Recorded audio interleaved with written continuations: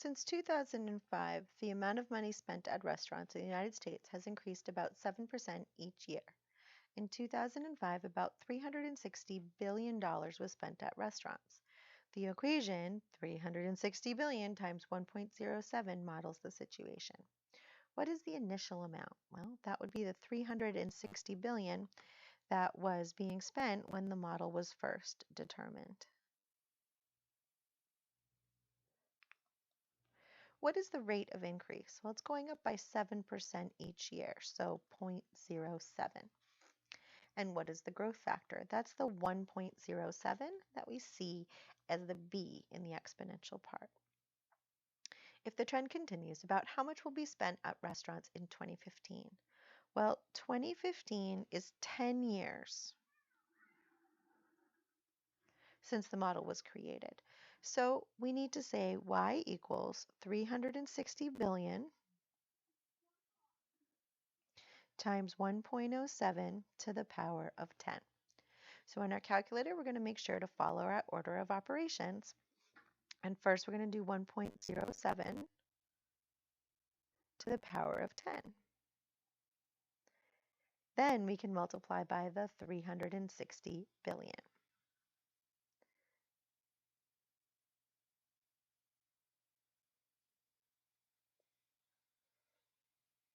Notice my calculator gave up and switched over to scientific notation, right? This number gets really crazy. The e to the positive 115 is telling me it's not even trying to give me this number in standard notation. I can try to wrap my head around it by moving the decimal, but I don't know about you. I'm not going out 115 decimal places. Actually, looks like it raised the wrong number to the 10th power. Let's try that again.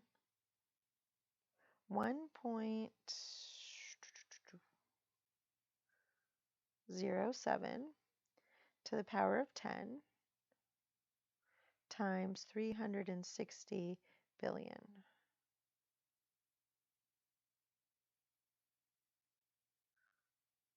Oh, that's a little more reasonable. Still not a number I want to really hold in my head, so let me actually snip that so I don't have to copy it because I can't see my calculator when I'm typing. I'm going to round off to the nearest hundredth because this is money.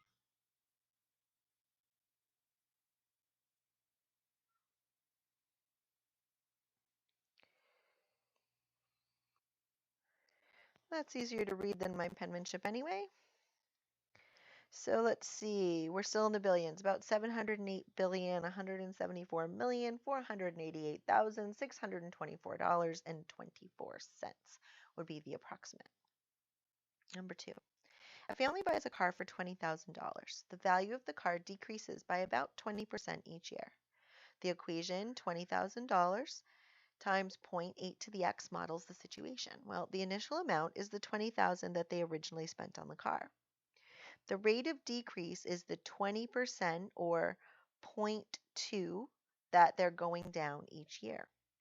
The decay factor is the 0.8. Remember, that's 1 minus 0.2. That's how much of the value is retained each year. After 6 years, how much will the family's car be worth? Well, we can use the model. Y equals 20,000 times 0.8 to the 6.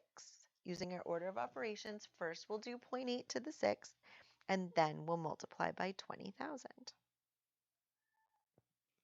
So we have 0.8 to the 6th power times 20,000.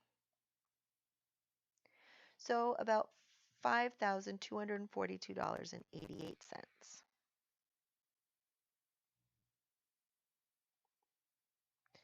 Let me just make sure I wrote that number correctly. 5242.88. Yep. An investment of $7,500 doubles every 12 years.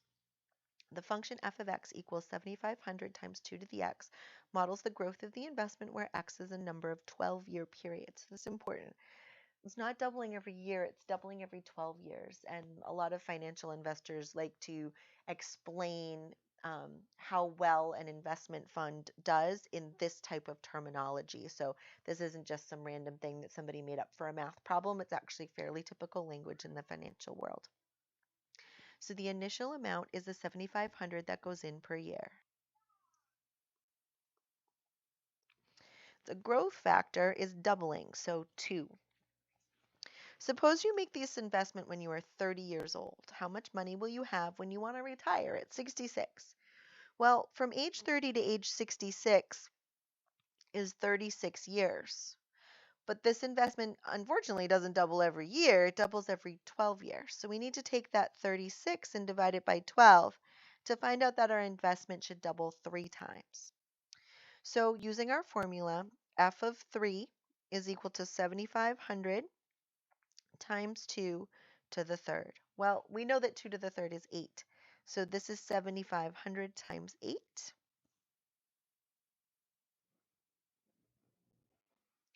So 7,500 times 8 is $480,000.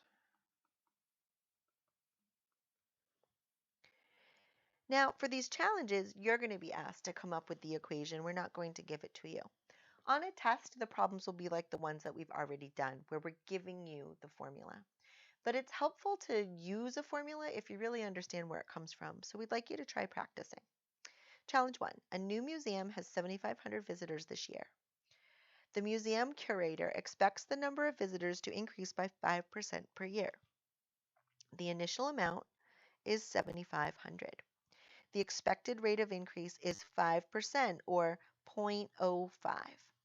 Well, we're increasing, so we're adding that on to the 100% we already have. So that would give us a growth factor of 1.05. So our function would be y equals the initial amount times the growth factor to the power of x, where x is the number of years and y is the number of visitors expected. If we're looking at 13 years out, we would plug in 13 for x. And following the order of operations, we're going to raise 1.05 to the 13th and then multiply by 7,500. That appears to be quite a few more visitors. We've got 1,859,739 because we would round off to the nearest visitor. In fact, it's not realistic. I just double-checked my math. That didn't work out. It's actually only 14,142 visitors. That seems a little more reasonable given only a 5% increase per year. Sorry for the initial miscalculation. All right, challenge 2. A $1,500 computer loses 25% of its value each year. Write an exponential function to model this. So our initial amount is the initial value of the computer. The rate of decrease is that it's losing 25% or 0.25 per year. Well, 1 minus 0.25, because we're losing value, is 0.75.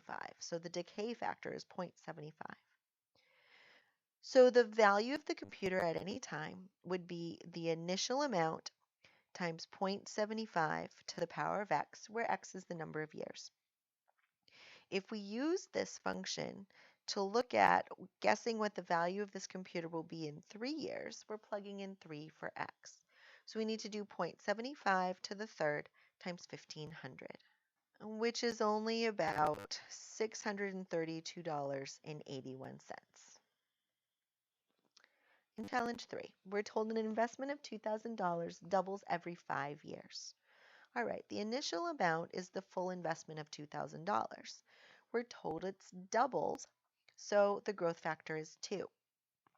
So our formula is a simple y equals 2,000 times 2 to the x. But we need to remember that x is the number of doubling periods, which is only once every 5 years. So if we're every 10 years, that's only 2 doubling periods. So we have y equals 2,000 times 2 to the second, or 2,000 times 4. We've got $8,000 at the end of 10 years. Challenge 4, a population of 75 foxes in the wild quadruples every 15 years. So we start with an initial amount of 75, and our growth factor is 4 because we're quadrupling. But it's every 15 years, not every year. So we see a model of y equals 75 times 4 to the x, where x is the number of quadrupling periods. So when I see 45 years, that's 45 divided by 15, or 3 quadrupling periods. So 3 is what we plug into the formula. Well, we know that 4 to the third is 64. So this is just 75 times 64, or 4,800 foxes. All right, challenge 5 is a little bit different. We're being asked to match each of the graphs below to one of the problems in the note sheet. And it gave you a hint that the initial value is often a good clue. So for example, in graph A, I'm seeing growth. This is going up. And I'm seeing an initial value of 30. So if I go back through and look at my problems, I'm wondering if there might be a problem that started out with an initial value of 30.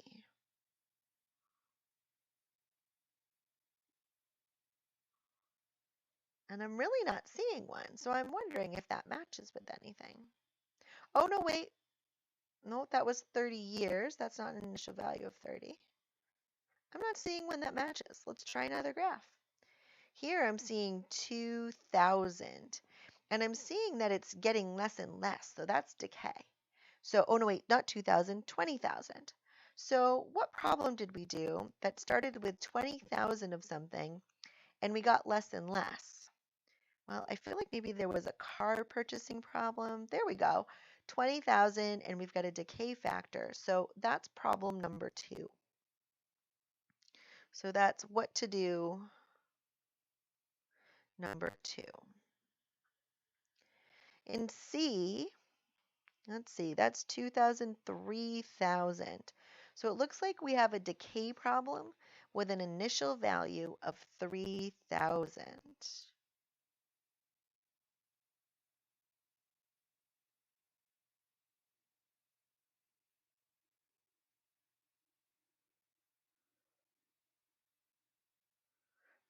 That could be this one, the bass in the lake.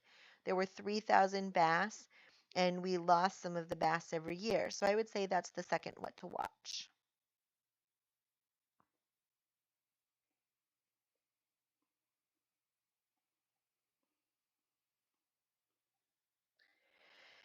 Now let's see. This is a little hard to see. 5,000, no, 50,000, 100,000.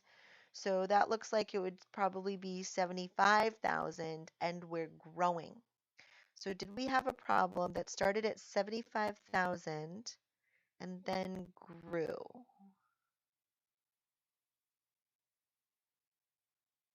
I see lots of 7,500. I don't think that fits any of ours. So let's keep looking.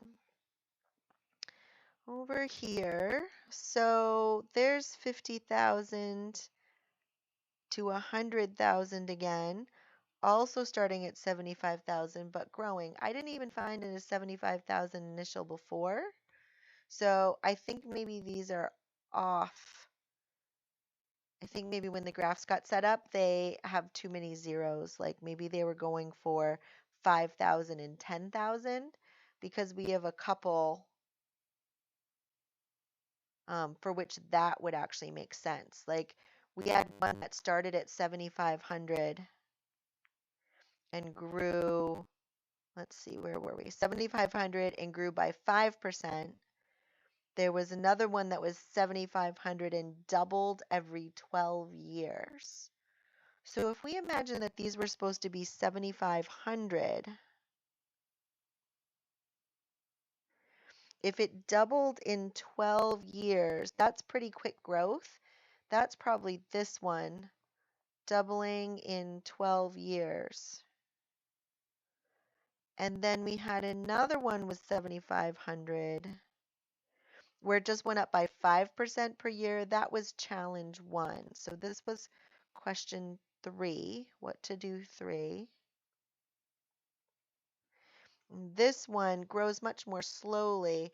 This could have been challenge 1 because it's only going up by 5% per year, so it's not growing as quickly. All right, let's see if we had something that started with 40,000. There were 40,000 books and they went up at 5.4% per year. That seems reasonable for this. So this is the first what to watch. This one looks like it's starting around 1250. And this one looks like it's starting huge. Notice that's 2 times 10 to the 11th. This is probably the question that was in the billions.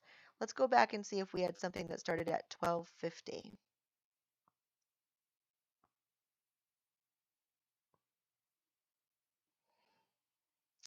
So there's the billions question. That's probably my last graph, what to do number 1.